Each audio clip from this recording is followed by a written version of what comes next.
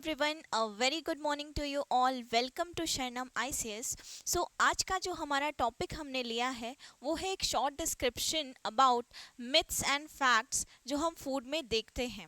Myth क्या होता है? कोई भी ऐसी चीज़ जो कि ट्रुथ नहीं होती है बट हम उसको ट्रुथ मान लेते हैं। एंड फैक्ट्स क्या होते हैं? जो कि एग्जैक्ट ट्रुथ होते हैं और साइंटिफिकली प्रूव्ड होते हैं। तो दे आर फैक्ट्स। तो आइए जानते हैं कुछ myth and facts regarding foods. First जो है हमारा myth, eating fat makes you fat. ठीक है, मिथ क्या है? Eating fat makes you fat. कई बार हमने जनरली ऐसा सुना है कि हम जितना ज़्यादा फैट कंज्यूम कर रहे हैं उसके वजह से हम बहुत ज़्यादा मोटे होते जा रहे हैं, या हमें डिसीजेज हो रही हैं, या हम हेल्दियर होते जा रहे हैं। तो ये एक मिथ है। लेकिन हम फैक्ट की अगर बात करें तो व्हाट इज़ फैक्ट? फैक्ट हमें ये बोलता है कि not all fats are bad. सारे फैट्स बैड नहीं होते हैं। कुछ हेल्दी फैट्स होते हैं जो कि हम nuts, avocados and olive oil के रूप में कंज्यूम करते हैं, एंड हमारी बॉडी को ये हेल्प करते हैं वेट मैनेजमेंट के लिए। Okay, so these are helping our body in weight management. तो सारे जो अगर हम लेते हैं फैट्स, तो सारे फैट्स जो होते हैं वो अनहेल्दी नहीं होते हैं। Some fats are good for health. ठीक है, फैट्स में मैंने एक टेस्ट भी बताया था जब मैं फैट पढ़ा रही थी कि फैट में ऑयली पैचेस अगर हम किसी भी सब्सटेंस या फूड में हम देखते हैं, एक टिश्यू पेपर लेते हैं, तो ऑयली पैच का अगर हम टेस्ट करते हैं हमें मिलता है वो, तो that mean fat is present. और एक चीज़ याद रखेंगे इसी के साथ फैट्स के बारे में कि फैट्स जो होते हैं एनर्जी गिविंग फूड्स होते हैं। Energy giving foods.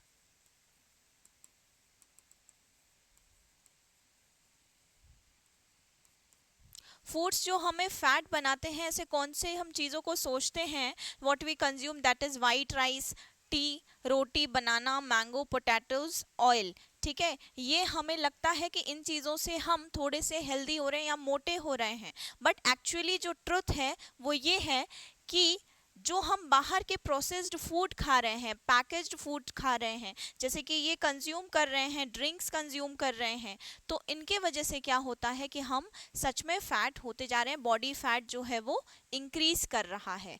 तो मिथ क्या है? Eating fat makes you healthy या फैटर, तो ये मिथ है।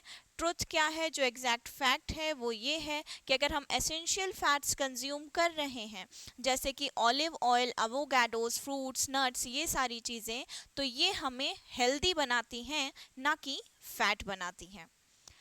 सेकेंड जो हम मिथ की बात करते हैं, that is carbohydrates are bads for you. ठीक है, कार्ब्स जो हैं हमारे लिए बैड हैं।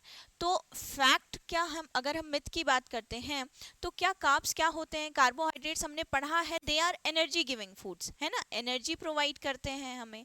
कार्ब्स में हमने ये भी देखा है कि कुछ कार्ब्स जो होते हैं वो हमें एनर्जी का सोर्सेज, अलग अलग जो सोर्सेज हैं उनके थ्रू एनर्जी प्रोवाइड करते हैं। तो फैक्ट की अगर हम बात करें, in fact carb is a macronutrient जो कि हमारी बॉडी को ज़्यादा अमाउंट में रिक्वायर्ड होता है। ठीक है, तो फैक्ट की बात करें तो carbohydrates are primary energy source, जो कि मैंने बताया कि एनर्जी प्रोवाइड करते हैं हमें। Whole grains, fruits, vegetables are healthy carbs and the key to avoid refined carbs it white bread and sugars. तो जो हमारे हेल्थ के लिए अच्छे नहीं हैं वो क्या, कौन से कार्ब्स हैं? That is white bread and sugars. ठीक है, जनरली कार्ब्स में हम देखते हैं ना starch, cellulose, glucose and all, ये सब हम कंज्यूम करते हैं। तो वो जो है बहुत ज़्यादा अगर अमाउंट ऑफ हम शुगर कंज्यूम कर रहे हैं तो that is not good for health, है ना। ब्रेड एंड ऑल जो मैदा की बनी चीज़ें हैं, फ्लोर की बनी चीज़ें, that are not good for health. But अगर हम नॉर्मल कार्ब्स जो कि whole grains, fruits and vegetables consume कर रहे हैं तो they are good for health. तो सारे कार्ब्स जो होते हैं वो हमारे हेल्थ के लिए खराब नहीं होते हैं। सो ये एक मिथ हुआ कि carbs are bad for you. ठीक है, कुछ ये कार्ब्स के सोर्सेस बताए हुए हैं डिफरेंट डिफरेंट टाइप के, जो हमें यूज़ आते हैं हमारे फूड में और हमारे ईटिंग हैबिट्स में। ठीक है, कार्बोहाइड्रेट्स के बारे में हमने टेस्ट भी किया था, आयोडीन सॉल्यूशन टेस्ट, जिसमें अगर ब्लू कलर आता है तो हमें प्रूफ हो जाता है कि कार्ब्स आर प्रेजेंट। ठीक है, तो ये हुई कुछ बातें कार्ब्स के रिगार्डिंग। नेक्स्ट अगर हम बात करते हैं, नेक्स्ट मिथ क्या है, you must drink 8 glasses of water daily. कहा जाता है ना कि हमें 8 ग्लासेस ऑफ वाटर डेली पीना चाहिए, तो क्या ऐसा पीना चाहिए? सच में इतनी रिक्वायरमेंट है हमारी बॉडी को वाटर की? आइए जानते हैं फैक्ट के बारे में। फैक्ट क्या कहता है? फैक्ट कहता है water needs vary based on age, physical activities, exercises and climate. ठीक है, and listen to your body, thirst is a good indicator. ठीक है, तो क्या जरूरी है 8 glasses of water every day पीना?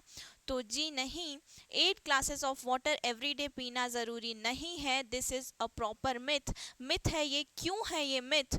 जस्ट बिकॉज आपकी बॉडी जो है उसका जो रिक्वायरमेंट लेवल है, हमें पता चल जाता है कि हमें वी आर थर्स्टी या हमें प्यास लगी है ना, तो हमें सिर्फ उतना अमाउंट ऑफ वाटर पीना चाहिए जितना हमें प्यास लगती है। जैसे जो लोग होते हैं रेगुलर फिजिकल एक्टिविटीज करते हैं, ठीक है, तो जो वो फिजिकल एक्टिविटीज करते हैं तो उसके वजह से, फिजिकल एक्सरसाइजेस एंड ऑल जो करते हैं, तो उसके वजह से उनको ज्यादा प्यास लगती है।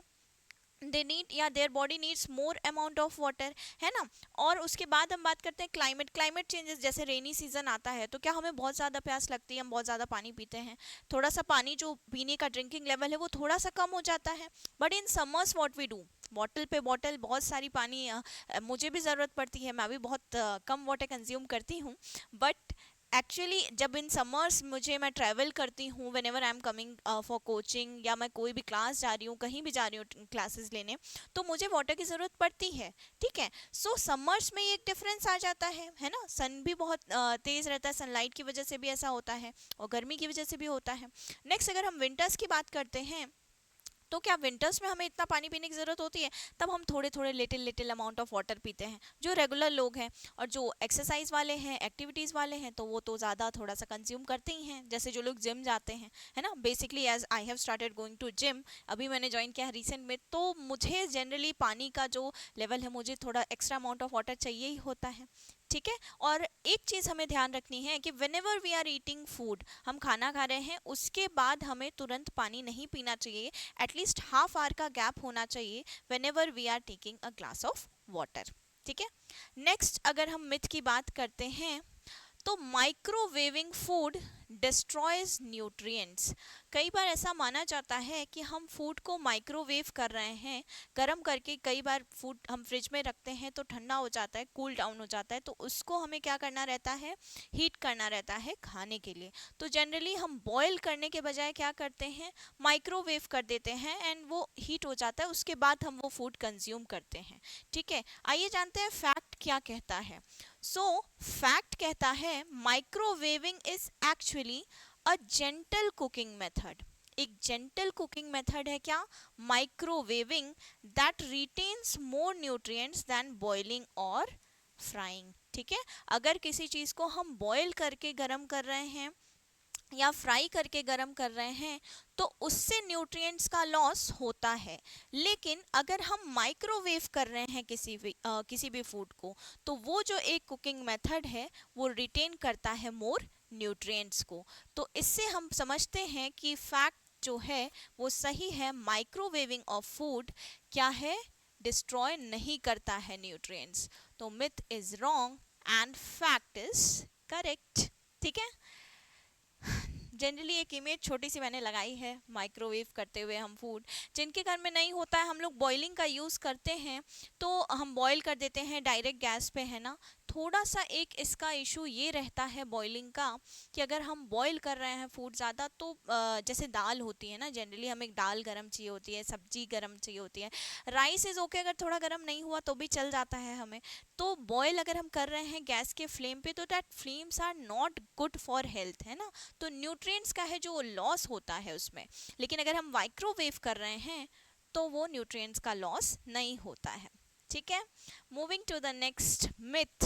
क्या है नेक्स्ट मिथ हमारा? So myth is brown sugar is healthier than white sugar. ठीक है, brown sugar is healthier than white sugar. तो क्या ब्राउन शुगर अच्छी होती है वाइट शुगर से, या फिर शुगर लेना ही नहीं चाहिए? क्या सही है?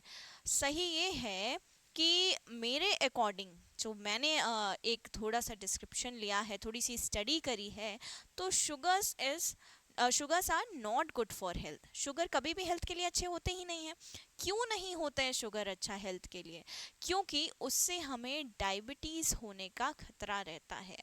एक्स्ट्रा अमाउंट ऑफ शुगर अगर हम कंज्यूम कर रहे हैं तो that is not good for our body.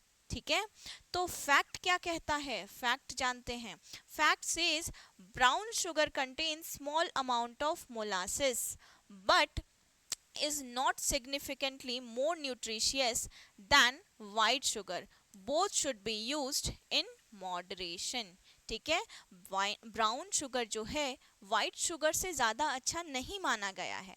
ठीक है, हाँ शुगर्स हम कंज्यूम करते हैं तो हमें दोनों मॉडरेट अमाउंट में कंज्यूम करना चाहिए, but sugars are generally not good for health. है ना, हम जिम जाते हैं, जैसे मैंने ज्वाइन किया है, तो दे हैव टोल्ड मी कि आप शुगर लेवल बिल्कुल एकदम लो नॉर्मल करना है, खाना ही नहीं है एक तरीके से। So that is quite tough for me, क्योंकि मुझे आइसक्रीम्स बहुत पसंद है, जनरली दूसरी चीज़ें बहुत अच्छी लगती हैं मुझे शुगर से रिले, और मैं थोड़ा सा डेजर्ट वाली काइंड ऑफ गर्ल हूँ कि मुझे डेजर्ट वाली बहुत सारी फूड्स अच्छे लगते हैं। Ice creams I love, pastries I love, तो मेरे लिए that is very hard. But हाँ, just because it is good for health, तो मैंने ये डिसीजन एक्सेप्ट किया है कि मैं एकदम लो शुगर कंज्यूम करूँगी। ठीक है, तो एवरीबडी, सबके लिए मेरा यही एक राय है कि आप लोग भी शुगर अगर कंज्यूम कर रहे हैं तो बहुत ही लो अमाउंट में करिए। ब्लैक कॉफ़ी पी लीजिए इंस्टेड ऑफ टी, या फिर टी पी रहे हैं हम तो उसमें शुगर मत डालिए, और अगर हम डाल रहे हैं तो just lower the amount, level धीरे धीरे कम करिए तो ऑटोमेटिक वो कम हो जाएगा। है ना, it's quite tough for me also, क्योंकि मैंने जस्ट अभी कहा कि मुझे डेजर्ट्स एंड ऑल बहुत पसंद हैं, बट कम करा ना मैंने, just because it is good for health, तो थोड़ा सा हेल्थ का ध्यान रखते हैं और अच्छे से नॉर्मल चीज़ें जो हेल्दी हैं हमारी लाइफ के लिए, और हेल्दी लाइफ के लिए हेल्दी फूड्स कंज्यूम करते हैं। ठीक है, moving to the next myth. Myth क्या है? Frozen fruits and vegetables are less nutritious. ठीक है, फ्रोजन फ्रूट्स और वेजिटेबल्स लेस न्यूट्रिशियस होते हैं। क्या ऐसा होता है? अगर हम फ्रोजन नहीं करेंगे फ्रूट्स और वेजिटेबल्स को, तो हम उसको, उसकी शेल्फ लाइफ कैसे एक्सटेंड करेंगे, हम उसको लॉन्ग टाइम तक कैसे प्रिजर्व करके रखेंगे? क्या तरीका होगा फिर प्रिजर्व करने का? तो क्या ये मिथ जो है वो सही लग रही है? मुझे तो नहीं लगती, लेकिन फैक्ट भी देख लेते हैं कि फैक्ट क्या कहता है।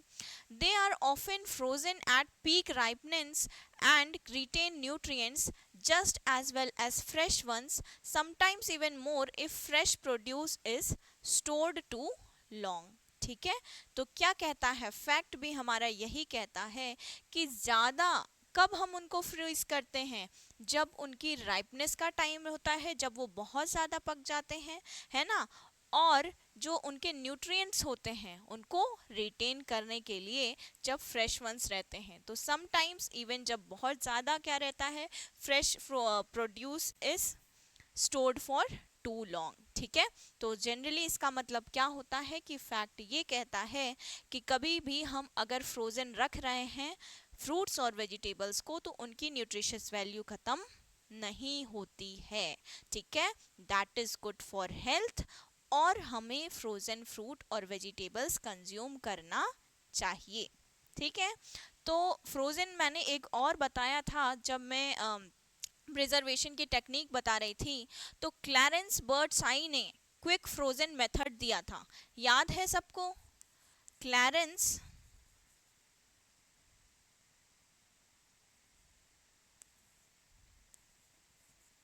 क्लैरेंस बर्डसाई ने क्विक फ्रोजन मेथड दिया था। कब दिया था ये मेथड? तो दिया था इन 1920s। ठीक है, 1920s में क्विक फ्रोजन मेथड आया था, जो कि ये प्रूव हुआ था कि अगर हम फ्रोजन करके रख रहे हैं फ्रूट्स एंड वेजिटेबल्स को, तो वो प्रिजर्व हो रहे हैं for longer period of time, and उनकी शेल्फ लाइफ भी है जो वो अच्छी हो रही है। ठीक है, याद रखिएगा। इसके अलावा मैंने पेस्चराइजेशन की भी टेक्निक बताई थी, है ना, कैनिंग बताई थी, ड्राइंग बताई थी। तो ये बहुत सारी टेक्निक्स थी जो हम यूज़ करते थे प्रिजर्वेशन के लिए। और 1920 और 21st सेंचुरी में हम कौन सी टेक्निक्स यूज़ कर रहे हैं, तो वो टेक्निक्स है हमारी नॉन थर्मल वाली टेक्निक्स है, नॉन थर्मल प्रोसेसेस वाली टेक्निक्स हैं। ठीक है, और moving to the next myth, detox diet cleanses your body. ठीक है, डिटॉक्स डाइट क्लेंस करता है हमारी बॉडी को। क्या ऐसा होता है, देखते हैं फैक्ट क्या कहता है। तो your liver and kidneys are already doing a great job of detoxing. Most detox diet lacks scientific backing and can be harmful if extreme. तो डिटॉक्स डाइट अगर हम बहुत ज़्यादा अमाउंट में कंज्यूम कर रहे हैं तो क्या होता है, वो हमारे लिए हार्मफुल होता है, हमारे हेल्थ के लिए हार्मफुल होता है। बट अगर हम कोई भी चीज़, चाहे वो कार्ब्स हुआ, वेजिटेबल्स एंड ऑल, जो भी हम कार्ब्स के अंदर लाते हैं, फैट्स हुआ, प्रोटीन्स हुआ, हम एक नॉर्मल अमाउंट में अगर कंज्यूम कर रहे हैं, बहुत ज़्यादा नहीं कंज्यूम कर रहे हैं, तो nothing is harmful for our health. लेकिन अगर हम बहुत ज़्यादा अमाउंट में कंज्यूम कर रहे हैं तो that is harmful for our health. ठीक है, कुछ डिटॉक्स वाटर डाइट्स हैं, ककम्बर हो गया, strawberry basil water, ginger mint water, turmeric ginger और हिबिस्कस बेसिल। ठीक, फिर mango lemon and pineapple water. ये कुछ डिटॉक्स वाटर के डाइट्स हैं। ठीक है, moving to the next and last myth. और क्या मिथ है, eating late at night causes weight gain. ठीक है, जनरली क्या होता है, हम लोग जो भी हैं सब लोग नाइट में ही खाना खाते हैं, और जब भी टाइम थोड़ा सा कम रहता है, कभी कहीं आउटिंग हो गई या कहीं चले गए, तो भी हम नॉर्मल लेट नाइट ही फूड कंज्यूम करते हैं। तो क्या ऐसा होता है कि लेट नाइट फूड कंज्यूम करने से जो हमारी हेल्थ है वो ख़राब हो रही है, क्या हमारा वेट गेन हो रहा है, क्या इससे कोई असर पड़ रहा है हमारी बॉडी पे, या वेट गेनिंग का रीज़न ही ईटिंग लेट नाइट है। फैक्ट देखते हैं क्या कहता है, it is more about what and how much you eat, not when. A calorie is a calorie day और night, though in late night eating can lead to poor choices. ठीक है, तो क्या फ़र्क पड़ता है इससे, अगर हम एक्स्ट्रा अमाउंट ऑफ फूड खा रहे हैं, लेट नाइट फूड कंज्यूम कर रहे हैं, तो फ़र्क इससे पड़ता है कि what food we are consuming.